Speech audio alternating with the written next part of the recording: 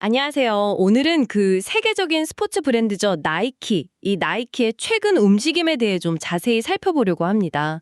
최근에 1분기 실적이 나왔는데 이게 뭐랄까 시장 예상을 완전히 뛰어넘어서 다들 깜짝 놀랐어요. 네, 맞아요. 기대치가 좀 낮았었는데 결과가 상당히 잘 나왔죠. 하지만 동시에 보면 풀어야 할 숙제도 만만치 않아 보여. 그쵸? 그렇죠. 특히 그 중국 시장에서의 고전이라던가 골치 아픈 관세 문제도 있고요.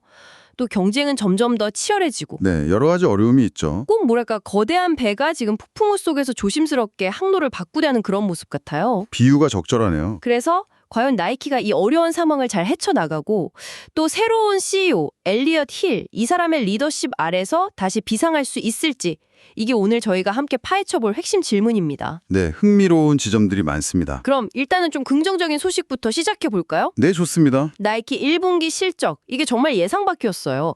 매출이 11억 2천만 달러, 작년 같은 기간보다 1% 늘었습니다. 1% 증가. 네, 시장에서는 한 5% 넘게 줄어들 거다 이렇게 봤는데 말이죠. 그렇죠. 예측치는 11억 달러 정도였으니까 훨씬 잘 나온 거죠. 그리고 주당 순이익, EPS라고 하죠. 이것도 예상치가 27센트였는데 이걸 훨씬 웃도는 49센트를 기록했어요. 이건 꽤 인상적인 숫자 아닌가요? 네, 단순한 숫자로만 볼 건 아니고요. 그 의미가 좀 있죠. 최근 몇 분기 동안 사실 실적이 좀 주춤했잖아요. 맞아요. 좀 부진했죠. 네, 그리고 소비 심리도 위축되고 전반적으로 경제도 불확실하고 이런 분위기 속에서 나온 결과라서 더 주목을 받는 겁니다. 특히 좀 눈여겨볼 점은 그동안 골칫거리였던 과도한 재고 있잖아요. 이게 어느 정도 정리되고 있다는 신호가 보이고요. 재고 문제가 좀 해결되고 있다. 네, 그리고 또 하나는 한동안 부진했던 도매 매출. 이게 다시 고개를 들고 있다는 겁니다. 환율 변동 효과를 빼면 5%나 성장했거든요. 오, 5%면 꽤 큰데요? 네. 그래서 이것만 보면 엘리엇 힐 CEO가 추진하는 그 회복 전략이 일단은 효과를 내기 시작한 거 아니냐? 뭐 이런 기대감을 갖게 하는 거죠. 재고가 정리되고 도매 매출이 는다는 거. 이건 그러니까 나이키 제품들이 다시 시장에서 좀 활발하게 움직이기 시작했다. 이렇게 봐도 될까요? 네, 그렇게 해석할 수 있습니다. 긍정적인 흐름이죠. 그런데 아까 일단은이라고 하셨어요. 그 말은 뭐 마냥 안심할 상황은 아니다. 이런 뜻이겠죠? 맞습니다. 네. 겉으로 보이는 그 긍정적인 숫자 뒤에는 여전히 좀 짙은 그림자가 드리워져 있어요. 가장 큰 걱정거리 중 하나가 바로 수익성 악화, 마진 문제입니다. 마진이요? 네. 이번 분기 매출 총이익률이 42.2%로 떨어졌는데 이게 무려 320bp, 그러니까 3.2%포인트나 하락한 수치예요. 3.2%포인트나요? 와. 네. 근데 이게 직전 분기에도 440bp, 그러니까 4.4%포인트나 크게 떨어졌었거든요. 계속 안 좋아지고 있군요. 그렇죠. 수익성이 계속 나빠지고 있다는 건 상당히 심각한 문제죠. 3.2%포인트 하락이면 정말 큰 폭인데 그 주요 원인이 계속 나오는 그 관세 문제인가요? 네, 그 관세가 정말 결정적인 영향을 미치고 있습니다. 나이키 신발 대부분을 생산하는 곳이 베트남이나 이런 나라들인데 이 나라들이 미국의 높은 관세 부과 대상이 되면서 비용 부담이 정말 눈덩이처럼 불어나고 있어요. 생산 비용이 확 뛰는 거군요. 네, 올해 관세 때문에 추가로 들어갈 비용이 처음에는 한 10억 달러 예상했거든요. 근데 이게 15억 달러까지 늘어날 걸로 보입니다. 10억 달러에서 15억 달러로요? 5억 달러나 더 늘어난 거네요. 네, 그렇죠. 5억 달러. 이게 단순히 비용 증가 문제를 넘어서요.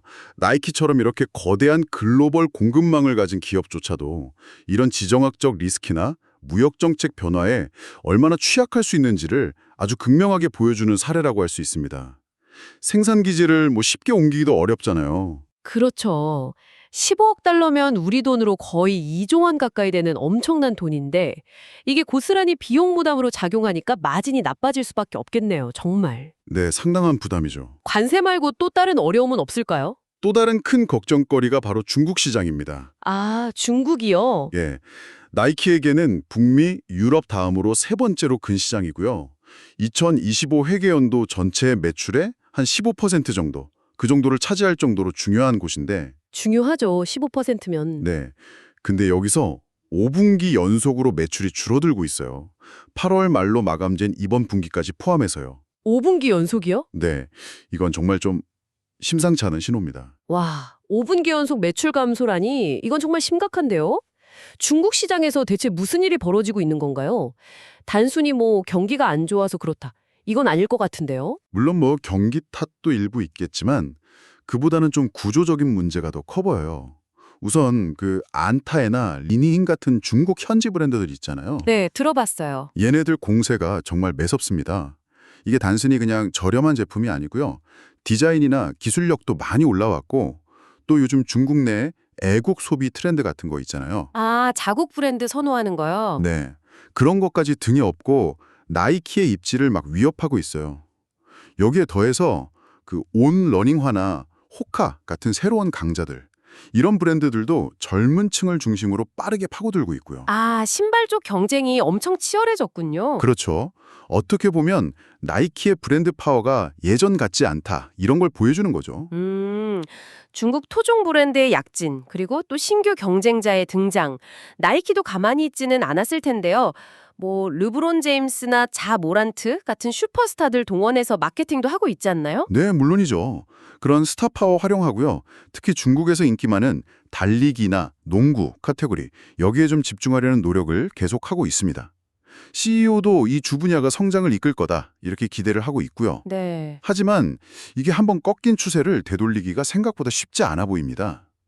나이키의 재무 책임자 CFO조차도 중국 시장 회복이 다른 지역보다는 좀 더딜 거다 이렇게 공식적으로 인정할 정도니까요. 아, 회사 내부에서도 그렇게 보고 있군요. 네, 심지어 어떤 투자 전략가는 소비자 직접 판매, 그 DTC 채널 약세, 그리고 계속되는 마진 압박, 또 중국 시장 부진 이 세 가지가 여전히 위험 신호다 이렇게 아주 직격탄을 날리기도 했습니다. 와, 듣고 보니 정말 사면초가네로. 겉으로 실적은 예상보다 좋았지만 속을 들여다보면 관세 폭탄 맞고 있지? 최대 시장 중 하나인 중국에서는 고전을 면치 못하고 있고. 그렇죠. 여러 가지로 어려운 상황이죠. 이런 상황에서 작년에 새로 부임한 CEO, 엘리엇 힐. 이 사람 어깨가 정말 무거울 것 같습니다. 그는 어떤 돌파구를 탔고 있나요? 엘리엇 힐 CEO는 취임 이후에 나이키의 초심을 강조하고 있습니다. 초심이요? 네. 뭐 화려한 패션 아이템 이런 것보다는 달리기 같은 핵심 스포츠 분야에 다시 집중하고 혁신적인 기술과 디자인을 담은 제품 개발에 힘쓰겠다 이런 거죠. 어떻게 보면 좀 기본으로 돌아가자는 전략입니다. 기본으로 돌아가자. 네, 그 역시도 현재 상황이 녹록치 않다는 걸 잘 알고 있어요. 실적 발표 후에도 소비자들은 신중해졌고 관세 문제는 여전히 불확실하고 또 우리 팀들도 새로운 스포츠 공세 전략에 아직 적응하는 중이다. 이런 현실 속에서 사업을 전환하고 있다는 것을 직시하고 있다. 이렇게 솔직하게 인정하기도 했고요. CEO가 현실을 냉정하게 보고 있다는 점은 그래도 좀 긍정적이네요. 네, 그렇죠. 모든 스포츠, 지역, 채널을 비슷한 성장 궤도에 올려놓기 위해 아직 할 일이 많다고도 했다고요? 네, 맞습니다. 그럼 그의 전략이 구체적으로 어떤 성과를 내고 있나요? 아까 말씀하신 재고 관리 개선이나 도매 매출 성장, 이런 게 그 예인가요? 네, 그런 부분들이 뭐랄까 초기 성과라고 볼 수 있습니다. 꼬여있던 재고 문제를 좀 풀고 또 한때 관계가 소원해졌던 도매 파트너들 있잖아요. 이들과 다시 협력하면서 매출을 늘리는 것. 이건 분명히 긍정적인 변화죠. 네. 하지만 이게 거대한 빙산의 일각일 뿐이라는 겁니다. 그의 전략은 단순히 이런 내부적인 문제를 해결하는 걸 넘어서요. 아까 말씀드린 관세 문제나 중국 시장 문제 같은 외부 압력까지 동시에 관리해야 하는 아주 어려운 줄타기와 같아요. 아, 안팎으로 다 신경 써야 하는 거군요. 그렇죠. 거대 기업의 방향을 트는 동시에 외부에서 막 불어오는 거센 바람도 막아내야 하는 그런 상황인 거죠. 그럼 앞으로의 전망은 어떻게 보고 있나요? 당장 다음 분기 실적은 좀 나아질까요? 일단 다음 2분기 매출은 좀 소폭 감소할 것으로 예상됩니다. 낮은 한 자릿수 퍼센트 정도요. 아, 또 감소인가요? 네. 하지만 이것도 시장 예측치가 원래 마이너스 3.1%였거든요. 그것보다는 양호한 수준이라는 점에서 뭐 희망을 걸어볼 수는 있겠죠. 네, 그래도 예측보단 낫다. 네. 그리고 도매 사업은 2026 회계연도, 그러니까 내후년쯤에는 확실한 성장세로 돌아설 것으로 기대를 하고 있고요. 다만 좀 아쉬운 점은 나이키가 지난 몇 년간 엄청 집중적으로 투자했던 DTC, 즉 소비자 직접 판매 사업 있잖아요. 네, 온라인 판매 같은 거요? 네, 이 사업은 2020년에도 성장세로 복귀하기는 좀 어려울 것이다. 이게 회사 측의 솔직한 전망입니다. 아, DTC는 계속 부진할 거다. 네. 그리고 지역별로 보면 북미 시장이 회복을 좀 이끌고 중국은 여전히 뒤처질 가능성이 높다. 이렇게 보고 있습니다. 그렇군요. 그러니까 도매는 살아나는데 DTC는 부진하고 북미는 괜찮은데 중국은 어렵고 회복세가 나타나더라도 이게 분야별로 또 지역별로 편차가 클 거다. 이런 예상이네요. 정확합니다. 네. 딱 그런 그림이에요. 전반적인 완전한 회복까지는 상당한 시간이 걸릴 수밖에 없다. 이런 의미로 해석해야 합니다. 단순히 신제품 몇 개 내놓고 마케팅 좀 강화하는 수준을 넘어서 글로벌 공급망 전략이라든지 시장별 맞춤 전략, 심지어 브랜드 이미지까지도 다시 한번 재점검해야 할 수도 있는 그런 상황인 거죠. 자, 오늘 나이키의 상황을 정말 깊이 있게 들여다봤는데요. 정리를 좀 해보면 예상보다 좋은 1분기 실적이 나와서 잠시 숲을 돌리긴 했지만 여전히 수익성은 악화되고 있고 관세 부담은 커지고 또 가장 큰 시장 중 하나인 중국에서는 부진이라는 큰 산들을 넘어야 하는 그런 상황입니다. 네, 도전 과제가 많죠. 새로운 리더십 아래서 변화를 꾀하고는 있지만 과거의 영광을 되찾기까지는 꽤 긴 여정이 필요해 보입니다. 네, 시간이 필요할 겁니다. 이 이야기가 듣고 계신 여러분에게는 어떤 의미로 다가오시나요? 이게 단순히 한 기업의 실적 보고를 넘어서요. 나이키라는 아주 상징적인 글로벌 브랜드가 급변하는 세계 경제 환경이나 지정학적 압박 속에서 어떻게 생존 전략을 짜고 또 변화에 적응해 나가는지를 보여주는 아주 생생한 사례 연구가 볼 수 있을 것 같습니다. 우리가 일상에서 쉽게 소비하는 브랜드 뒤에 숨겨진 이런 복잡한 현실을 엿보는 기회이기도 하고요. 네, 맞습니다. 그래서 마지막으로 이 지점에서 한 가지 더 생각해 볼 질문을 좀 던져보고 싶습니다. 네, 어떤 질문인가요? 오늘 우리가 살펴본 나이키의 이런 도전과 전략적인 변화가 과연 단순히 이 나이키라는 기업만의 이야기일까요? 아니면 이렇게 급변하는 소비 트렌드와 예측 불가능한 국제 정세 속에서 과거의 성공 방정식에 좀 안주했던 다른 많은 전통적인 강자들 있잖아요.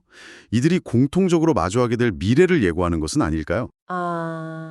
나이키만의 문제가 아닐 수도 있다. 네. 강력한 브랜드 파워, 그리고 혁신적인 제품, 이것만으로 과연 이 치열해진 경쟁과 구조적인 경제 압박이라는 거대한 파도를 계속해서 넘을 수 있을까요? 나이키가 앞서 언급된 그 위험 신호들을 앞으로 어떻게 헤쳐나갈지 지켜보는 것은 앞으로 이 변화하는 시장의 흐름을 읽는 데 아주 중요한 단서가 될 것입니다. 여러분도 한번 같이 고민해 보시면 좋겠습니다.